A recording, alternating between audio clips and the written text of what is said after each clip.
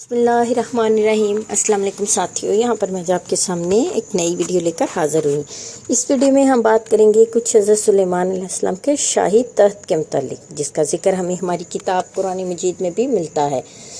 अगर कुरान मजीद के हवाले से देखा जाए तो सबसे पहले देखते हैं कि सूरत सबा में अल्लाह ताला का इरशाद है कि सुबह का चलना हवा का एक माह की मुसाफिर थी और शाम का चलना भी इसी तरह एक माह की मुसाफिर थी। यानी हज़रत सुलेमान अलैहिस्सलाम को अल्लाह ताला ने ये मोइज़ा दिया था कि आपके लिए अल्लाह ने हवा को मुसहर कर दिया था। चुनाचे हवा आपके तिजारती जहाज़ को लेकर उड़ती थी, यहाँ तक कि आपका तख्त जो है सुबह अगर बैतुल मुक़द्दस से निकलता था तो दोपहर तक वो आपको अस्तहर पहुँचा देती थी। और अगर हम इसकी मुसाफत देखें बैतुल मुक़द्दस से लेकर अस्तहर शहर तक की, तो ये काफ़ी लंबा डिस्टेंस है, जो कि ये इनका तख्त जहाज़ का काम करता था और उसको लेकर बहुत स्पीड में चलता था।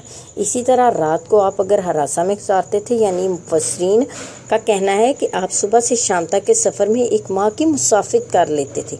हज़रत सुलेमान अलैहिस्सलाम जो है बैतुल मुक़द्दस में फ़ौत हुए और वहीं पर इनका रोज़ा मुबारक है। इनकी रफ्तार के मुतालिक अपने मुफस्सिरीन को देखा जाए तो इलामा आलूसी का नाम जो है वो काफ़ी जाना पहचाना नाम है। उन्होंने तफसीरुल मुआइनी में ये रवायत नकल किया है कि आप बैतुल मुक़द्दस से सुबह अपने तख्त सुलेमान से चलकर अस्तहर में किलूला फरमाते थे और फिर शाम को वहाँ से आपका तख्त आपके तख्त को हवा उड़ाकर हरासा के किले में पहुँचाती थी।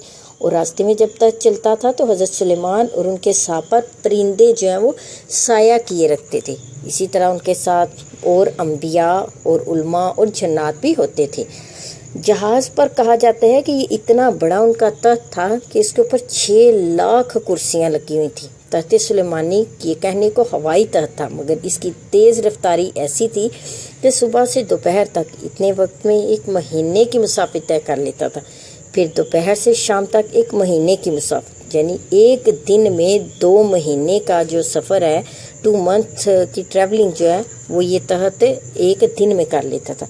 इसी को तख्त सुलेमानी कहते हैं। इस सफ़र की तफसील मुआरफिल कुरान में बाहवाला इब्ने कसीर इस तरह बयान की गई है कि इस तख्त पर 6 लाख कुर्सियाँ रखी जाती थीं, जिन पर हज़रत सुलेमान अलैहिस्सलाम के साथ अहले ईमान इंसान और इनके पीछे अहले जिन बैठते थे। फिर परिंदों को हुक्म होता था कि इस पूरे तख्त पर साया कर लें, ताकि सूरज की जो तेज़ी है, सूरज की जो तपिश है, वो तकलीफ़ का बायस ना बने। फिर हवा को हुक्म दिया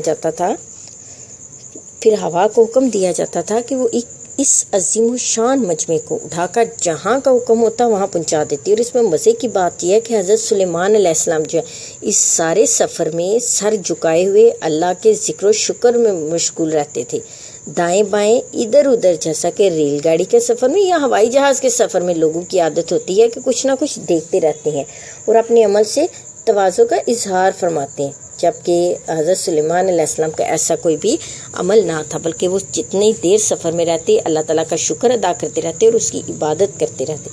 हज़रत सुलेमान अलैहिस्सलाम को हवा पर हुकूमत कैसे मिली, तो तफसीरुल मंशूर में हज़रत हसन बसरी ने रवायत लिखी है कि हज़रत सुलेमान अलैहिस्सलाम को हवा पर हुकूमत इस तरह मिली कि एक मरतबा आप अपने घोड़ों को प्यार कर रही थी, हत्ता कि हज़रत सुलेमान अलैहिस्सलाम की नमाज फौत होने के करीब हो गई, तो आपने नमाज असर पढ़ने के बाद अपने महबूब घोड़ों को ज़बा कर दिया था कि इन घोड़ों की वजह से कि इन घोड़ों की मोहब्बत में मुझसे अल्लाह की नाफरमानी हो जाती है।